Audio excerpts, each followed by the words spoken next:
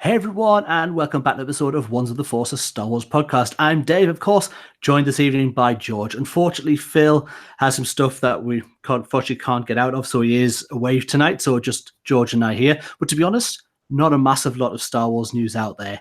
What we do have to cover is a couple of things, and that is looking at the Vanity Fair release of their new magazine and article, and quite a number of photos, some really stunning photos from the scenes of the Rise of Skywalker. I almost got the title wrong there.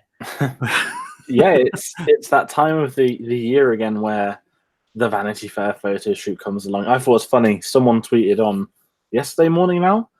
I think I sent you guys a screenshot. So I was like, I'm hearing rumors the Vanity Fair photos are coming. Yeah. A gif of Kylo Ren screaming.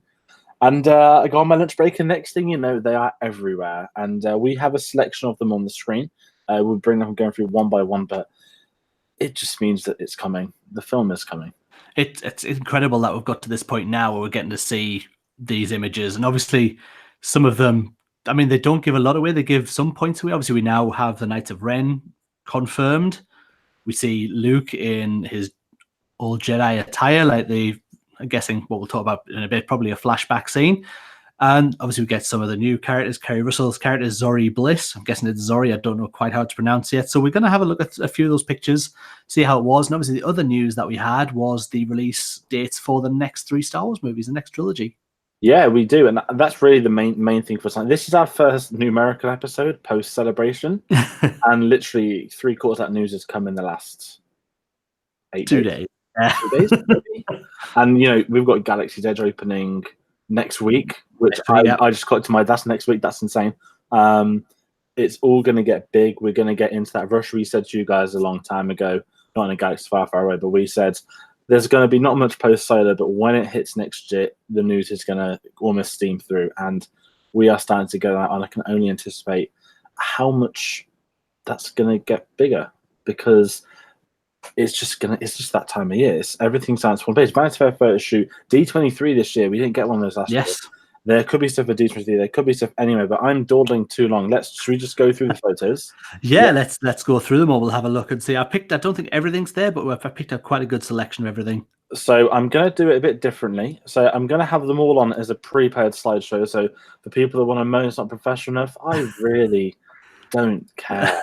As nice as it is. And for those listening to the MP3, don't worry, we're not just going to have it on screen show and say, look at this. Check them out on our Facebook profile, Twitter profile. They're everywhere on Facebook. They really are. You can't fall and miss these pictures. They are everywhere. Within seconds of the story breaking, pretty much every Facebook and Twitter announcement I had was all this picture.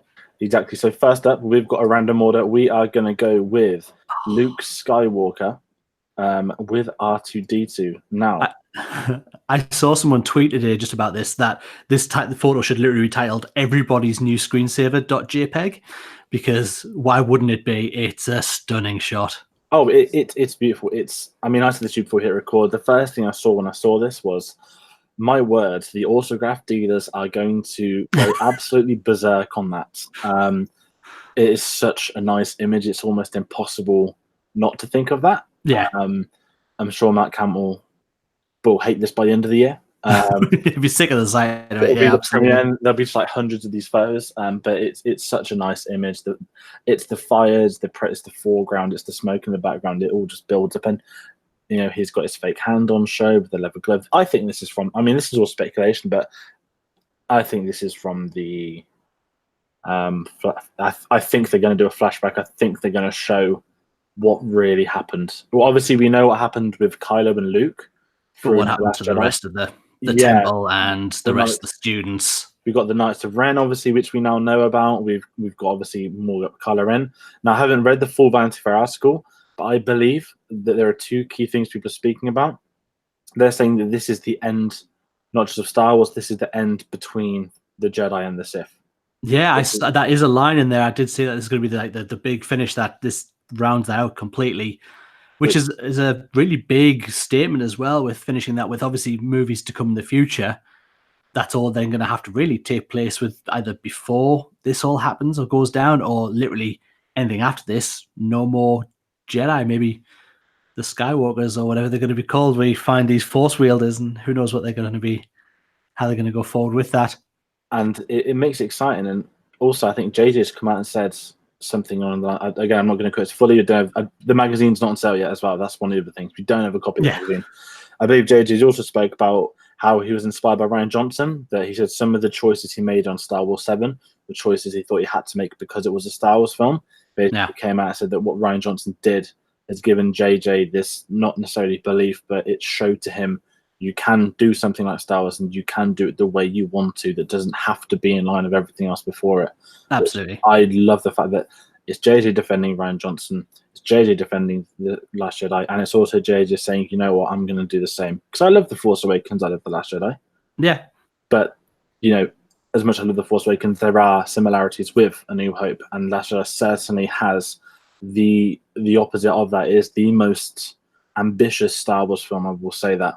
Definitely since the prequels, maybe of all of them, since obviously 1977. Yeah. And if JJ is using that as inspiration, then I can't wait to see what it is. Because his Star Trek films as well, maybe not in Star Trek, such the first one, that was so original. I think the Star Trek fans rank that amongst like their top Star Trek films. And then you've got Mission Impossible, where he basically softly rebooted and pushed Mission Impossible to the direction it's at now.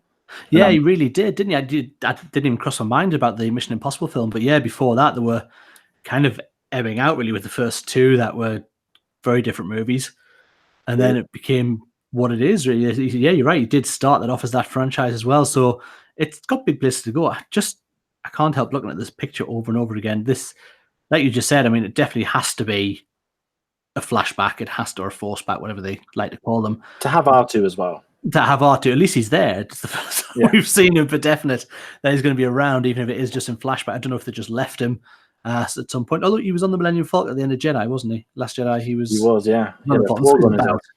So yeah, it's just the first time I've seen him. But I just, out of all of them, we've only just started, but this is probably one of my two favorite pictures that we're going to see in this roundup.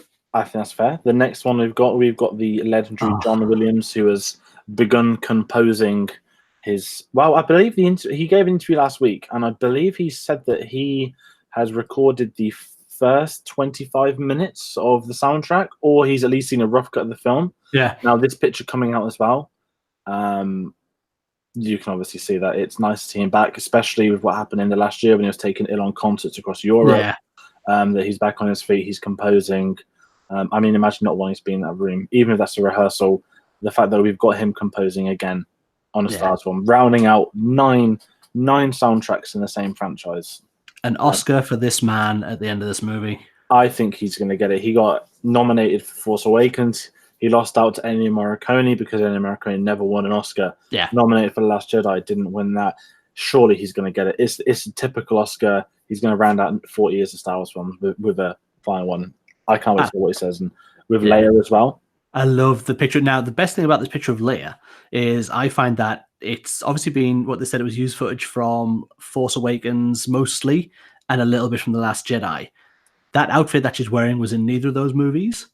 So I don't know if it's a recreation of outfit with CG. I think it's what I would guess is what they're doing for this. I reckon they've got her performance. Yeah. From 7, and I think they're basically probably using a stand-in or a double on the set. I reckon they're probably not CGIing, but I reckon they're literally full cutting, just literally similar to what Marvel did with Captain America, not as drastically in the first one, where they had the body and then they basically pasted his face on top. Now I think this is very different because this isn't, a grown man being put onto a tiny man. This is, I believe, Carrie Fisher probably using that performance, which is fair because, in theory, it's not CGI, it's not computer generated image. Yeah, being smart with what. I know in the article they were saying that what JJ did, he'd taken a lot of the footage that they did have, and what they've done when they've shot around it. He said he's had dialogue and stuff, so he's fit the scenes around to fit her dialogue that didn't use, and then they've shot the other characters to make sure the lighting and everything matched. So no matter what scene Carrie was in, they matched the lighting to her scene, so it was lit that way. So I'm really looking forward to how they've stitched these all together. She's even got some scenes with Billy Lord, which her daughter, which are going to be really emotional. He didn't ask her at first. It said in the article that he wanted Billy Lloyd, said, look, I'm not going to put you in scenes where your mum was supposed to be there, but she's not. But she wanted to, Billy Wilder wanted to be in those scenes. So I think it'd be some really touching moments in there. Definitely. And it's going to be interesting to see what they do with the story-wise as well with both of them. So Billy Lloyd's probably one of the highest ranking resistance people left. There's not many of them.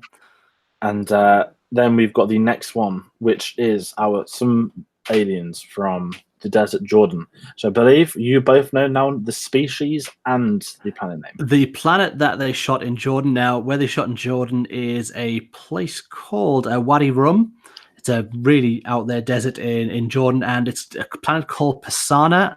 Is the only way I can kind of, from the way it's spelled, that's the way I'm going to say it for now. If it's wrong, we'll find out later down the line, I'm sure. And these guys are the Aki. It sounds like, well, not Nathan Aki, the footballer, but it also, I mean, this isn't a criticism. They look great, but they look so much like the Doctor Who villains I used to know as a kid called the Ood, who had like tentacle faces with a light bulb at the end of it.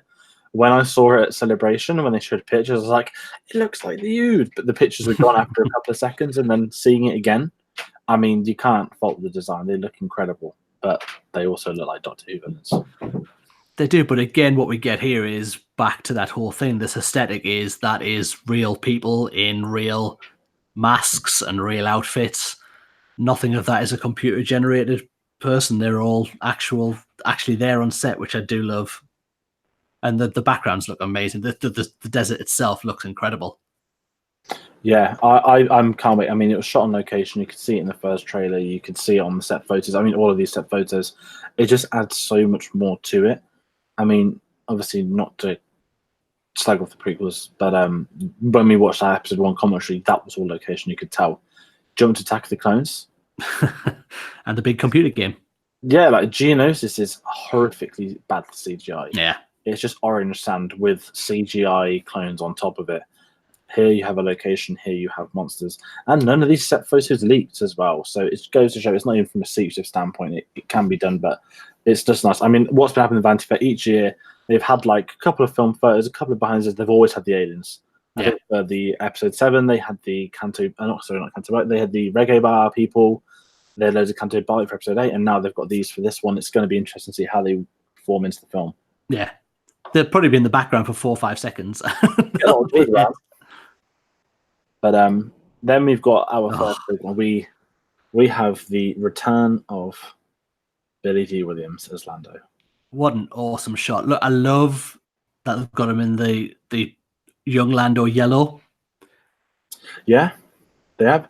I really want to see, I mean, just looking at his face, it's so nice to see how happy he is to come back to the films. Yeah. I mean, when it wasn't a secret, everyone wanted him back. Even when I met him at Comic-Con, I said, episode's just about to come out. So there's any chance you're coming back? He says, no. It's like, they don't want me. He goes, they don't really want me. And in my heart, I was like, never give up. Didn't say it, but I think he knew. I think he didn't want to even get his own expectations up. Yeah. And I think that getting him into a really big moment for me for this. And, the Falcon, we've got Poe piloting the Millennium Falcon as well, which we've not seen yet. We've got Chewie there and BB-8 and Dio, that's when I almost said DT then. I was thinking of something else. But no, again, Vanity Fair, we've always had a Millennium Falcon cockpit shot as well. Yes, we have, yeah. I believe Han Solo did the exact same pose that Poe Dameron did in 2015. Oh, really? Oh, nice.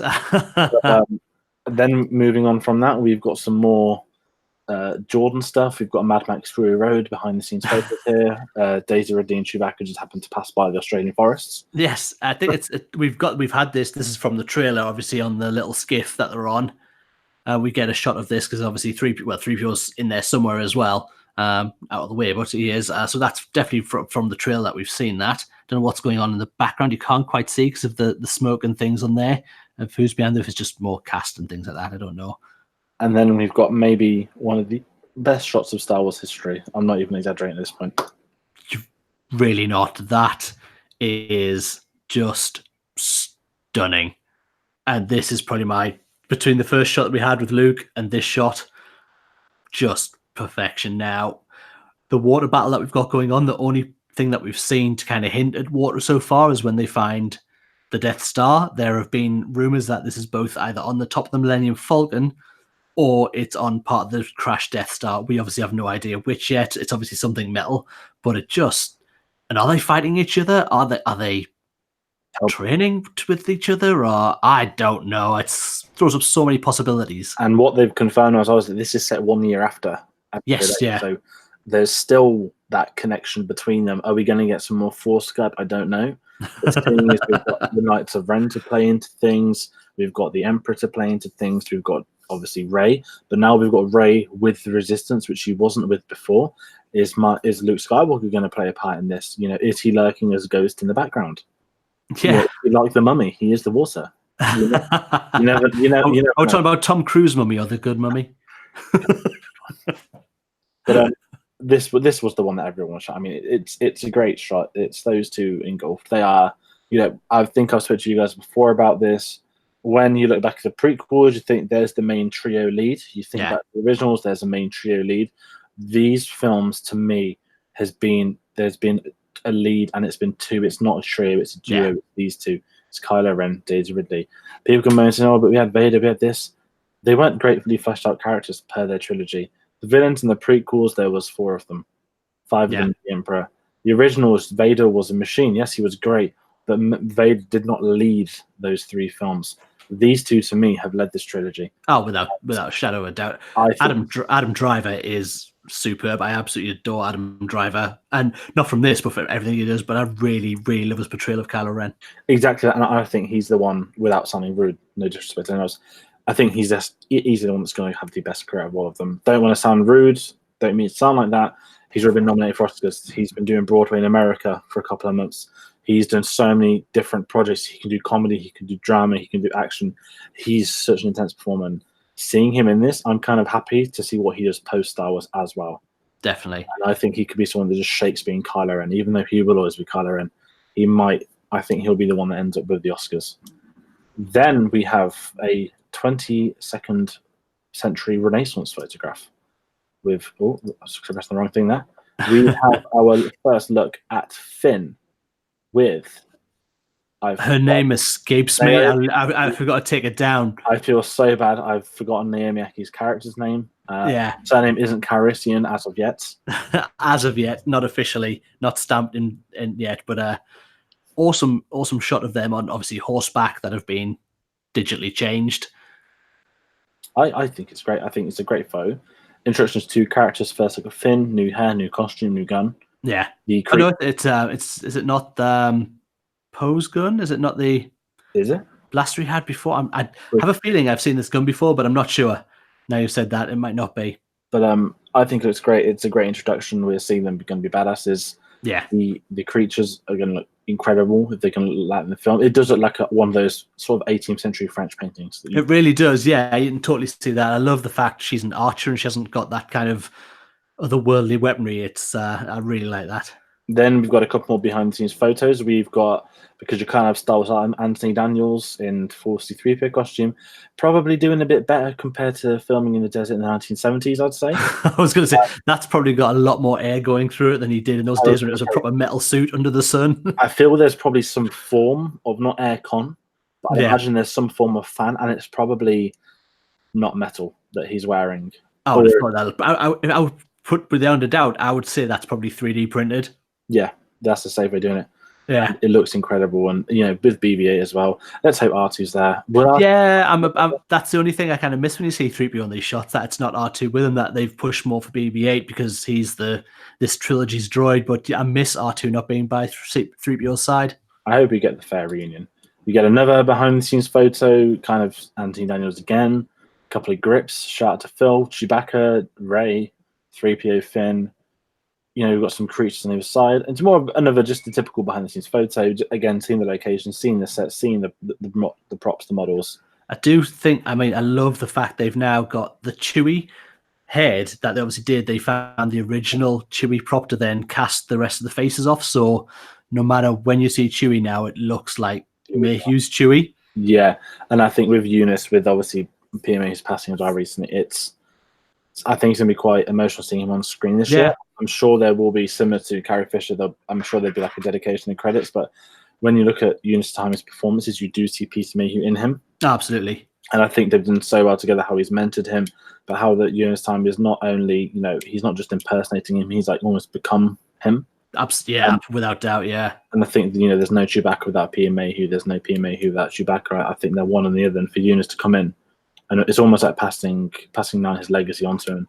He's done such a good job of it. I'm just happy that PMA, they got on very well. Yeah. And he was able to, share the secrets. And I think PMA used to, he went to like Lucasfilm headquarters for Clone Wars to show them how to animate his movements. And, you don't get that kind of passion with, again, costumed characters, especially sort of furry ones. You'd normally expect it to be like, it's just it is what it is. Throw anybody in the suit and yeah. And this, no, they've done everything. And it's going to be exciting to see him, I think, on screen. But then we have moving on.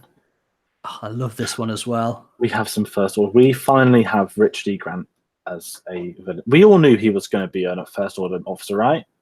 That was, you could not see him playing anything else. If you're going to have a quintessential British, I know he's not originally from UK, but it's quintessential British actor, of course he was going to be the bad guy. And I would think the way he's sat in front of Hux in this picture, whether he's going to be his superior. Yeah, that's what Ren's brought in. So they're calling him the something General Price. Again, apologies, I'm forgetting all this. I was going with General Pride. Yeah, I think the first word is just to kind of a character point. But yeah, General Pride is the character that we have, and he looks incredible. He looks, and Richard E. Grant is just superb in everything. The film he brought out last year with Melissa McCarthy, who I tend to not enjoy in movies. Can You Ever Forgive Me? It was a great film. He was outstanding in it. He was brilliant. Oscar nominated for that.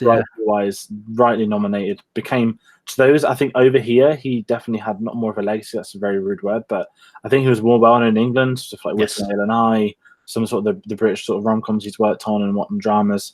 In America, I think he's kind of not new to them, but it was kind of, we like this guy. And at the Oscars, he was a delight. He had the best Oscar campaign for anybody in interviews and everything. He was just excited to be there. And I remember when they announced the Star Wars cast, he was doing Twitter videos saying that I can finally say I'm in a Star Wars film. He goes, "This has been without doubt one of the best days of my life." It was just him in his bedroom just talking about being cast. It really was. And he just sat there talking half the actors would be scared to say some of that.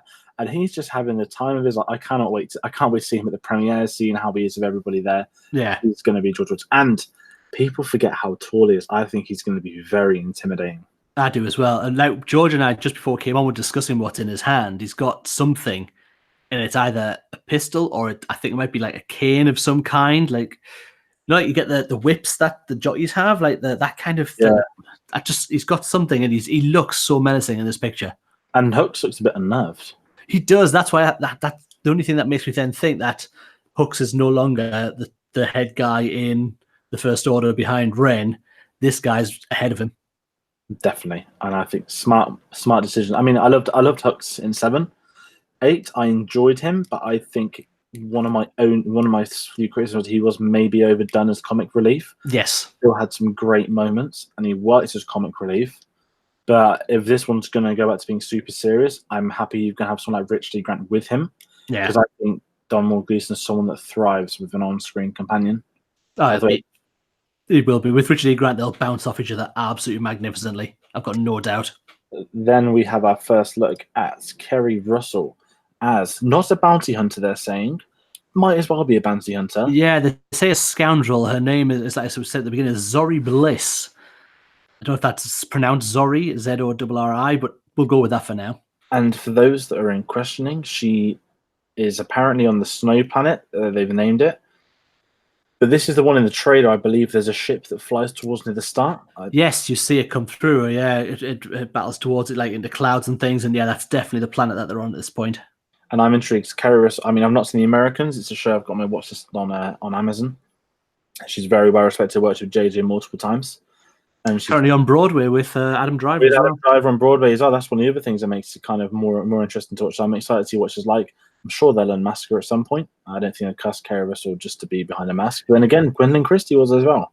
Though she was, yeah, and she never took her helmet off once, and all we saw was an eye at the end. So who knows if that's going to change, whether she is just a masked sort of bounty hunter type.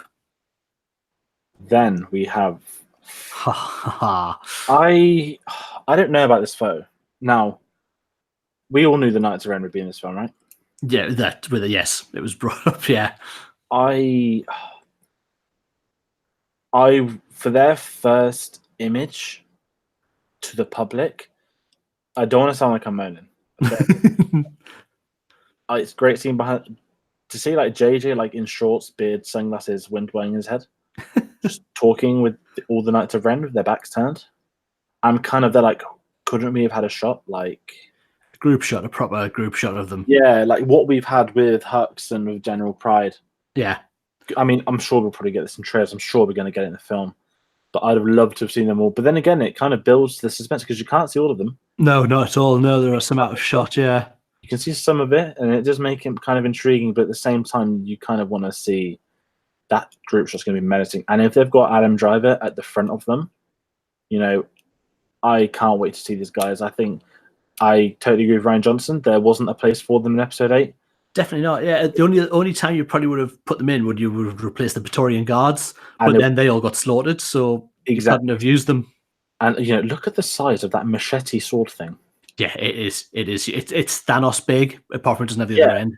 Yeah, exactly that. It's like Thanos' sword. You got the other guy that looks like he's got some sort of arm flamethrower thing. Yeah. The other guy's got Paul Bettany's weapon.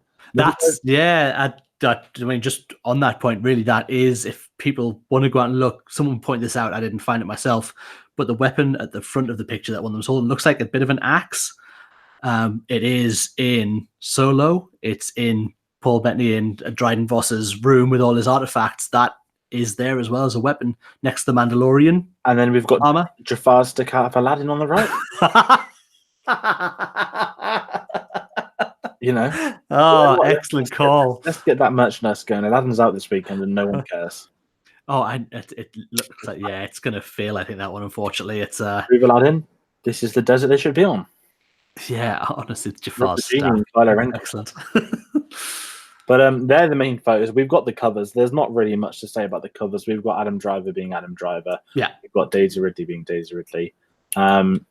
I love the Vanity Fair. I love the Vanity Fair. We're going to get Entertainment Weekly next. We're going to then get Empire Magazine. We're going to get all of them.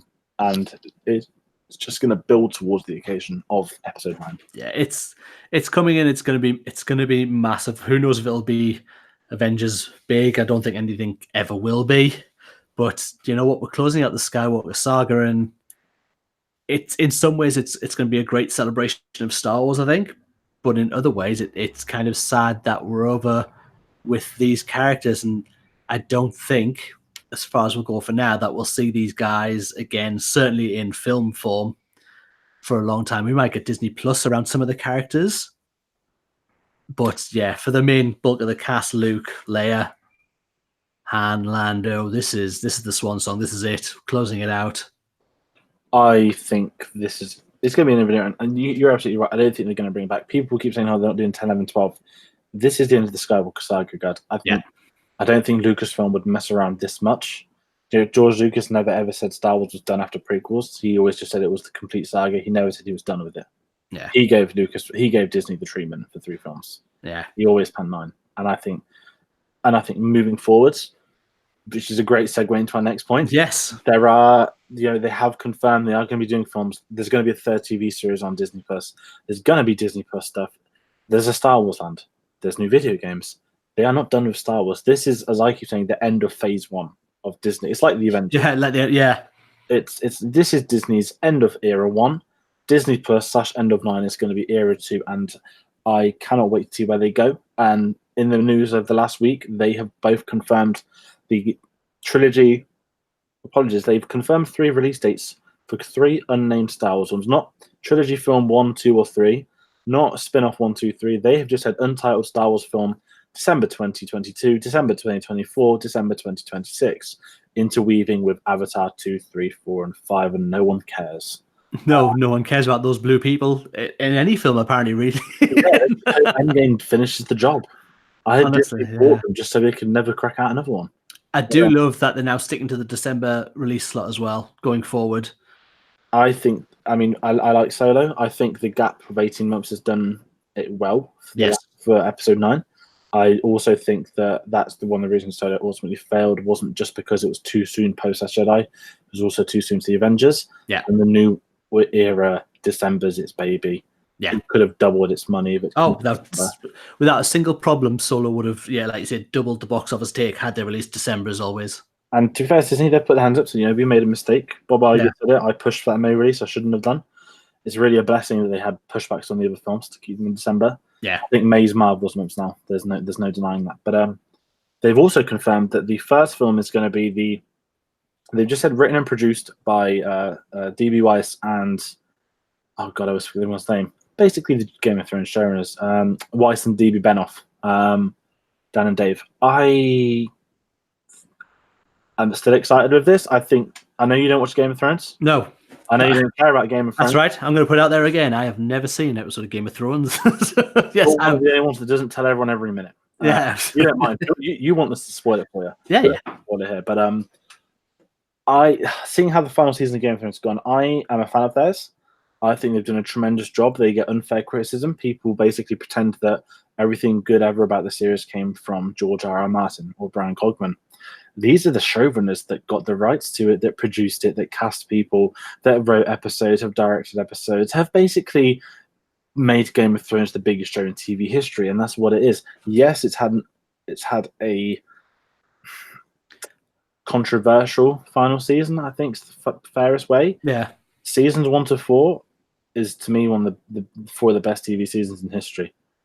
Season 5 to 8 has been inconsistent. It's not been bad, it's been inconsistent. That's what it's been.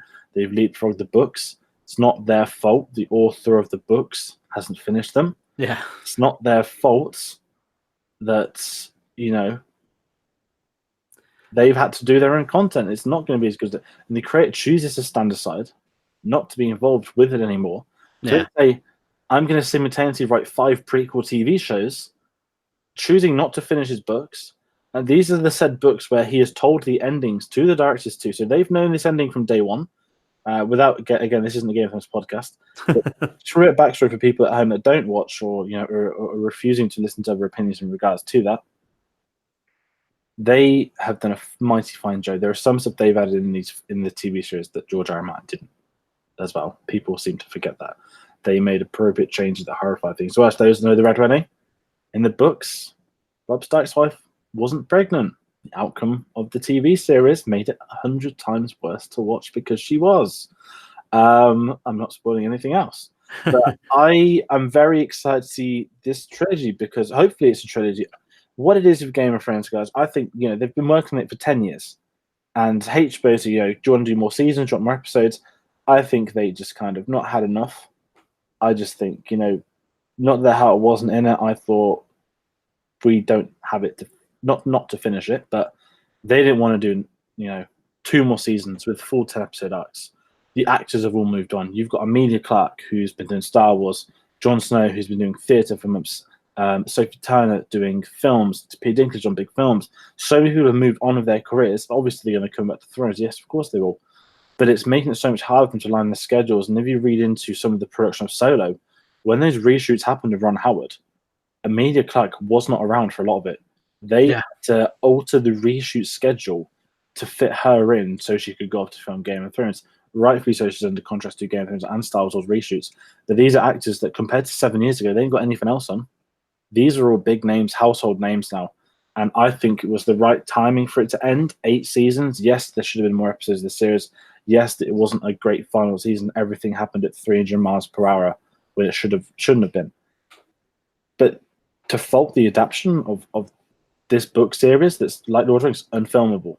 These weren't designed to be filmed. You can tell they weren't. They're point of view chapters. No, I'm waffling on about Game of Thrones. But these guys are coming to Star Wars. I think this has been the cards for a while. I think they've held tight on this. I really hope they've got a trilogy, and I really hope it's Old Republic, because what they have proven is that, my word, they can adapt things. They can pay respect to things. Yes, there's been a couple of issues, but as far as I'm concerned, they have the keys to do what they want. Their CV just says in giant words, Game of Thrones. Yeah, that's all you need. I mean, to be honest, the reaction to these guys taking on Star Wars was nothing but positive when they were first announced. And then after 2 bad episodes of Game of Thrones, everyone was throwing the things that, no, we can't have these guys, bring back Ryan, who at the moment we still don't know what is kind of happening with this trilogy. Nothing's been said that it's been taken off the table. So it's still, last he said he was going to be working on it next after he shot a film with Daniel Craig. Did he shoot a film with Ryan Johnson? And then he was shot Knives Out, which is coming out in November, which has got a very good cast. Captain America, not as in Chris Evans. It's got Craig. Frank Oz has got a role in it. There's a really good cast for Ryan Johnson's new film, and it raises questions of what they're doing with the Ryan Johnson. If what Bob Iger said is that the first one's going to be written and produced by these. They haven't said it's going to be a trilogy. They haven't said Ryan Johnson ones aren't happening. They've just said in a conference we're just doing the first one's going to be these. It's fair to assume that it's going to be a trilogy. I can only imagine so that it would to then put it out as another spin-off one film. I think that's quite a tough area, like we've seen with Solo. It's quite, unless you're using those characters that are already known. But I think these guys will be well outside of any known characters. I think will be all brand new in the Star Wars universe. So to be honest, bring it all on. It gives me reasons to stay alive for the next many years. I think. What did I message you and Phil? I will be 30 by the time this trilogy ends. And I'm the youngest one of the three of us. That's all we can really say. They're going to wheel me to the cinema for the final one of the next the pod. Well, lads, we'll be watching them at the cinema. Let's hope so. I love Star Wars at the minute. I mean, those Galaxy of Heroes that they have on YouTube, he adores, knows all the characters, so he's starting to get into it, which is awesome. He's just about to turn 4, so he's just getting the right age. We're introducing him slowly. I don't want to force him because I don't want to hate them. Because if you hate them, I'd have to get him adopted. So it's just really the way it'd have to be. But yeah, so to be honest, there's not a great deal of news out there other than what we've covered. Like George says, D23 is coming. Who knows what we'll get from The Rise of Skywalker? We're going to get some, probably more images will come out now. Those have started to come out. We'll probably get, I can't see us getting another trailer. Mandalorian. My Mandalorian is coming. Yeah, there's so much happening, and once it was said, like when we did our review of what was coming after Celebration, November is kind of when everything hits. So at that point, up until then, we may not have much to talk about on a Wednesday night or Thursday night as we are today. But come November, we'll probably be on like. You'll be sick of our voices. It'll be all the time. There's going to be so much content. There's going to be a triple force Friday. Yeah, exactly. I think it's going to be all the stuff over the comments. We're going to get the leaks. We're going to get trailers. We're going to get we all hate TV sports deep down. We're going to get the leaks as in. I was thinking toys and stuff, not obviously leaks to film. We keep very far away.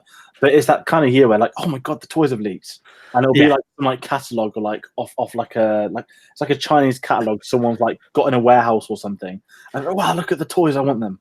The films will be spoiled by the Lego sets that get brought out. We all know this to be true. It's always the way the Lego sets come out. Like, oh look, you can see the scene from this.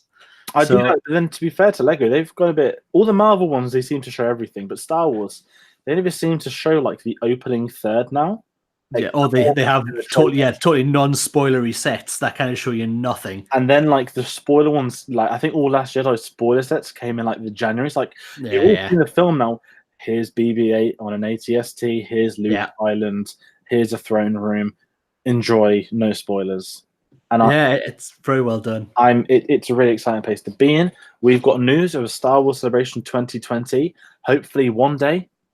We've got Star Wars Land opening next week at Galaxy's Edge. We're not doing reviews for that, guys. We aren't made of money. No, we will. LA either. I think that's fair to say. It's going to be crazy that it's going to open. I mean, it will be. Don't get me wrong. They are limiting people to 4 hours in the park at the moment when they first open it, and I'm guessing that's just. And I guess to be honest, I think they'll probably limit how many people go through as well, because there's just going to be such a surge. You're not going to be able to get moved for the first. And I think what they've also said for this is all up to like September, October. The main ride's not even open till October, right? Yeah. The Rise of Resistance one, is it called? Yeah. I would love to go. We'd all love to go. I would not fancy going if it's not fully open. Yeah. And you're only going to be there for us. I mean, I was reading, obviously, this week, more and more stuff's coming out, toys, prices. Yeah. Build your own lightsaber. It's $200. It's cool. There's your first $200. Yeah. Build your own droid. $100. Beautiful. Still pay it. Still before tax. Your own Jedi robes, I think that's pushing it for me. They were about 200, I think, but they're designed that they all come with a lightsaber slot to put your lightsaber on. Of course they do. It's probably like, like Build-A-Bear Workshop. Like, if anyone in America, they're basically these things you get at not supermarkets, at like shopping malls. Retail, yeah, shopping centers, and you go into Build-A-Bear and say, oh, look at all these great bears, and then you go in, it's like, this is me as a 6-year-old, by the way. It's like, pick the bear you want, pick what type of bear, pick what's it going to be wearing, what's it into. Does it need to smell? Does it need to have? Do they do voices? I don't know. But yeah, it used to be a record, something to press. It's like a mix, and then I'm assuming you get to the till. It's like what? And I can imagine like Galaxy's Edge. I could just picture Bob Iger just there on day one, watching. Like how Krennic watches over like Scarif. I could just picture Bob Iger just watching over the entirety of just the park. Deploy the garrison to collect all of that money. I mean, I can't wait. I really want to go. I really, really want to go. It's not looking likely for the first couple of years, but honestly, when the day comes, it's a destination that all Star Wars fans are going to be. Look, everyone wants to go stand out next to a life-size Millennium Falcon at the end of the day. Who just want to walk up that ramp? And it's going to be incredible to say it opens next Friday, and we'll probably talk about it the Wednesday after that and how big an opening it's been. I'm sure we'll hear lots of reviews. There'll be loads on YouTube. Certainly there'll be people who do reviews of these channels, so you'll be able to see everything about this park before visiting it. So there's some big things coming, but towards the back end of this year, the biggest things are coming, and I, for one, can't wait to get there. Same here. It's going to be a very fun journey. It is. We are really on the road to the Rise of Skywalker now. We really are. And with that, I think we're done with the news. There's nothing really else. So yeah, it has been a short show, guys, but to be honest, as I said, there's very little to go over at the moment, not much coming out. So yeah, and really all I just want to say is thank you very much for joining us. We've had quite a few listens and views on our episode 1 commentary. If you haven't seen that, go check it out. It's a really nice flowing commentary through episode 1. It was really nice to go back and have a watch of that. This is available, obviously, on YouTube. We'll be back in 2 weeks on Wednesday, hopefully, if everyone's available and there's actually something to talk about. The audio version of the podcast and all our other podcasts are available on Stitcher, on SoundCloud, on iTunes, and on Podbean.